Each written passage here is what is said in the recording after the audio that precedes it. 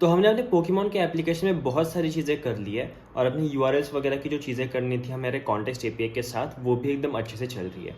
अब हम आगे जाके अपने एप्लीकेशन को थोड़ा सा रीडेबल बनाएंगे और अच्छी कोड प्रैक्टिसेस फॉलो करेंगे। तो आज से हम स्टार्ट कर रहे हैं डीआरवाई प्रिंसिपल्स को फॉलो करना। डीआरवाई मतलब क्या? डीआरवाई मतलब do not repeat your self. Do not का डी, रिपीट का आर और योर सेल्फ का वाई। तो ड्राई प्रिंसिपल बोलते हैं या फिर डीआरवाई बोलते हैं इसे। तो हम वो फॉलो करने वाले हैं और चीज़ें चेंज करने वाले हैं। सबसे पहले हम जो काम करेंगे वो हम जाएंगे pokemon/index.tsx पे, pokemon/index.tsx। और यहाँ पे मैं काम करता हूँ npm run dev करता हूँ, npm run dev। और यहाँ पे अगर मैं लोकल होस्ट पे जाऊँ तो आप कुछ चीज़ें देख सकते हो। ये पोकेमॉन वाला कंपोनेंट कहाँ है? ये जब हमें ये ओपन करते हैं, हम जब ये ओपन करते हैं तो उसके अंदर है ये कंपोनेंट, ओके।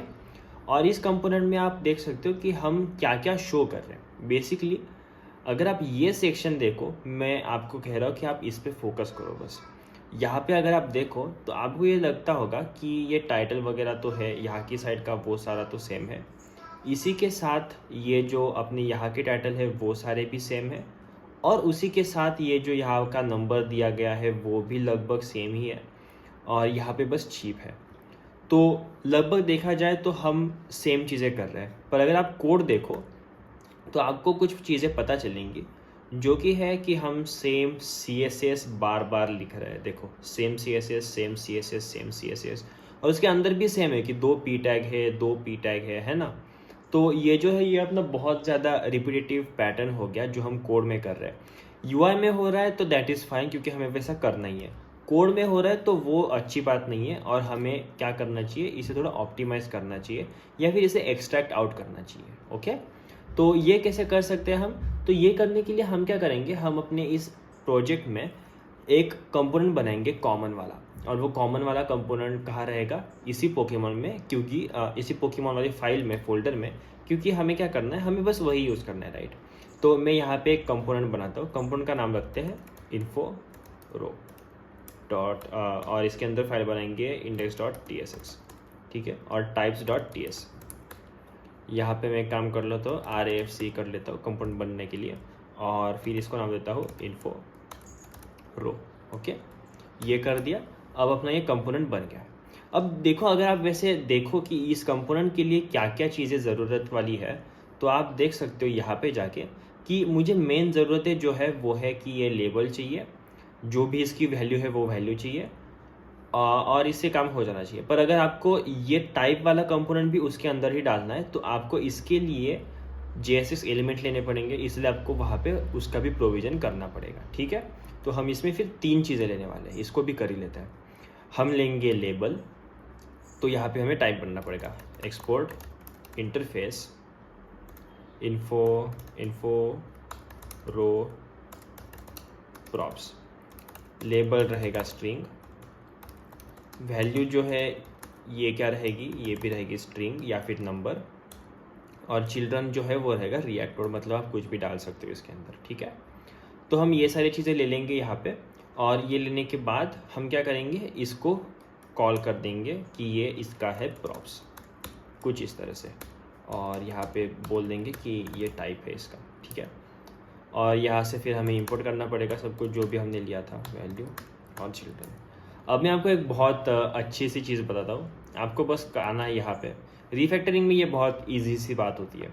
आपको बस यहाँ पे आना है, और यहाँ पे आने के बाद आपको ये जो है इसे कॉपी करना है। किसी को भी कर लो, सेम ही तो CSS लिखी है सारी जगहों पे, है ना।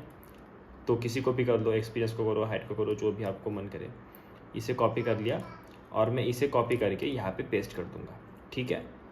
तो ये जो है ये रहेगा अपना पी टैग वाला, वो रहेगा अपना लेबल, और दूसरा पी टैग वाला जो था वो रहेगा अपना वैल्यू, ठीक है। ये सारी चीज़ें होगी। अब हमें एक और चीज़ करनी पड़ेगी, ये चिल्ड्रन को भी यूज़ करना पड़ेगा। तो इसे कैसे यूज़ करते हैं, तो ये वैल्यू की प्लेस पे आएगा, राइट। तो अगर चिल्ड्रन होगा मेरे पास तो मैं दिखा दूंगा चिल्ड्रन, और अगर चिल्ड्रन नहीं होगा तो मैं दिखा दूंगा वैल्यू, क्योंकि वैल्यू तो होगी ही, ओके।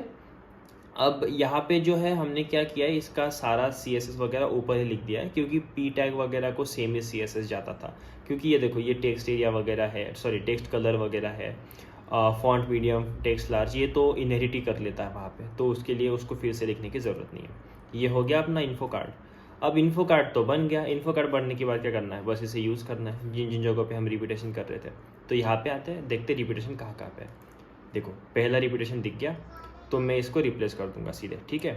मैं इसको कह दूंगा इन्फोरो, और मैं एक बार इसका टेम्पलेट बना लेता हूँ, लेबल, और सेकेंड रहेगी वैल्यू। ओके, ये टेम्पलेट बन गया, इसको मैं कॉपी कर लेता हूँ। ओके, इसे कॉपी कर लिया। अब मुझे क्या करना है, इसके एक्सपीरियंस वाला ये एक्सपीरियंस लिखना है, और यहाँ लिखना है कि पोकेमॉन डॉट बेस एक्सपीरियंस, ठीक है। ये हो गया। अब इसको हटा देता हूँ। सेम करना है, पेस्ट करो, हाइड के लिए करो इसको हाइड, और फिर यहाँ पे करो पोकेमॉन डॉट हाइड, ठीक है। अब सेम चीज़ मुझे यहाँ पे भी करनी है। यहाँ पे मैं क्या करूँगा, वेट के लिए वेट, और यहाँ पे बोलूँगा क्या, पोकेमॉन डॉट वेट, ठीक है। तो मैं इसको हटा सकता हूँ अभी, और मैं इसको भी हटा सकता हूँ यहाँ से, ठीक है। ये चीज़ें तो हट गई मेरी।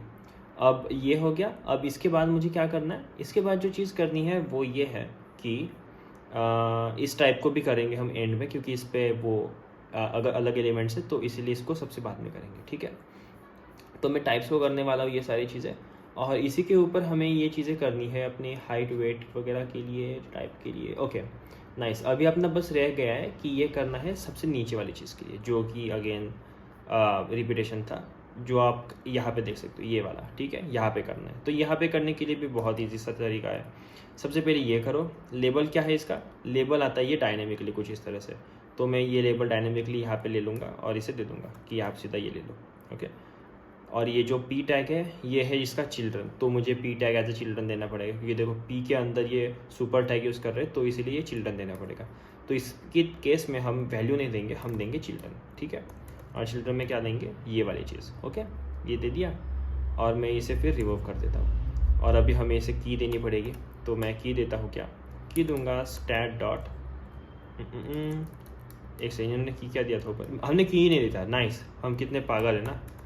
यहाँ पे की देता हूँ, और की देता हूँ इंडेक्स ही की देता हूँ, अभी के लिए चल जाएगा, कोई ज़्यादा दिक्कत नहीं होगी, ठीक है। ये दे दिया की, तो ठीक है, अच्छे से दिख रहा है, कोई दिक्कत नहीं है इसमें, एकदम सही से दिख रहा है, ओके। अब हमें बस ये टाइप के लिए करना है। टाइप के लिए भी सेम चीज़, मैं इसे कॉपी करता हूँ, इसे यहाँ पे पेस्ट कर देता हूँ। इसको लिखना है टाइप, मैंने लिख दिया इसको टाइप लिखने के बाद मुझे क्या करना है, बस ये डिव जो है वो रेंडर करना है। ये तो चिल्ड्रन है क्योंकि JSX एलिमेंट है, तो मैं इसे कॉपी कर लूँगा, और कॉपी करने के बाद यहाँ पे आके बस मैं इसको कर दूँगा पेस्ट कुछ इस तरह से, और इसको कह दूँगा मैं कि ये चिल्ड्रन है, ओके। ये कर दिया तो अपना चीज़ रेंडर भी होने लगा। तो दिक्कतें अभी कहीं पे भी नहीं है, सारी चीज़ें एकदम सीमलेसली चल रही है, और अपना जो लाइन ऑफ कोड था वो बहुत कम हो चुका है, क्योंकि हमने बस एक कंपाउंड बनाया जो कि 13 लाइन का है, ठीक है। और हमने बहुत रिपीटेशन वगैरह जो थे वो हटा दिए। अभी हमें पता है कि जहाँ पे भी हमें कुछ लिखना है टाइप वगैरह वाली चीज़, तो हम लिखते हैं वो इन्फोरो में क्या है, अच्छा इसका कुछ चेंज कर दिया तो सारे के लिए चेंज हो जाएगा, जो कि एक अच्छी बात है कंसिस्टेंसी के लिए। तो आई होप आपको समझ में आ गया कैसे ये चीज़ें करते हैं, और कैसे हम DRY पैटर्न, ड्राई पैटर्न्स को फॉलो कर सकते हैं। तो अगर आपको वीडियो पसंद आया होगा तो वीडियो को लाइक कर देना, अपने दोस्तों के साथ शेयर करना बिल्कुल मत भूलना, और इस चैनल को सब्सक्राइब कर देना, क्योंकि हम अभी बहुत ज़्यादा करीब है 500 सब्सक्राइबर्स के। तो अगर आप कर दोगे तो बहुत हेल्प हो जाएगी चैनल ग्रो होने में। मिलते हैं अगले वीडियो में, तब तक के लिए थैंक यू, बाय बाय।